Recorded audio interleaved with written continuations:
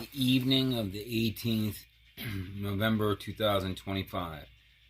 In this entry this evening, I've got to talk about Tristan a little bit, my son, who's now 9 years old, and I have not had contact for his last two birthdays that happened in August.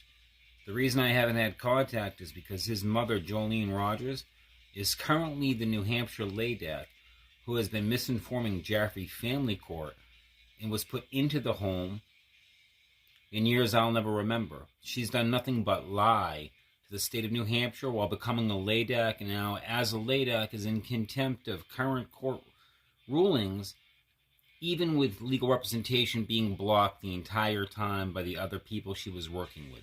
Like Mary Goddard being one of them, which was the guardian ad litem I requested, and then she secretly told the court that I was stalking her and hid that my disability. The court was lied to by Jolene and Mary Goddard after I asked the court for the investigation. That's the truth of what Jolene Rogers has done, and so currently right now what she's doing is in contempt and blocking me from seeing Tristan, blocking Tristan from having a life with his father.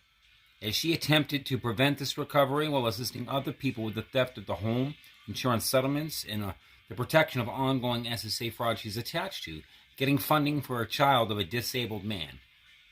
This is what Jolene Rogers is doing, and she is a LADAC of sobriety centers in Antrim, New Hampshire, refusing to communicate while targeting Tristan psychologically as her contribution to this psychiatric terrorism and massing the public to bring attention to.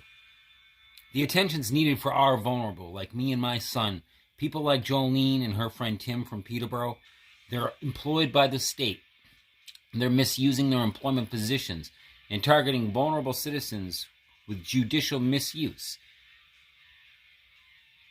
So they're weaponizing law enforcement, in my personal experience, to attack people that try to stand up for themselves while they're under attack with the established fraud. The agenda is Health and Human Services funding, and the expense is vulnerable citizens' lives in the state of New Hampshire at the will of these people employed and tax-funded and trusted.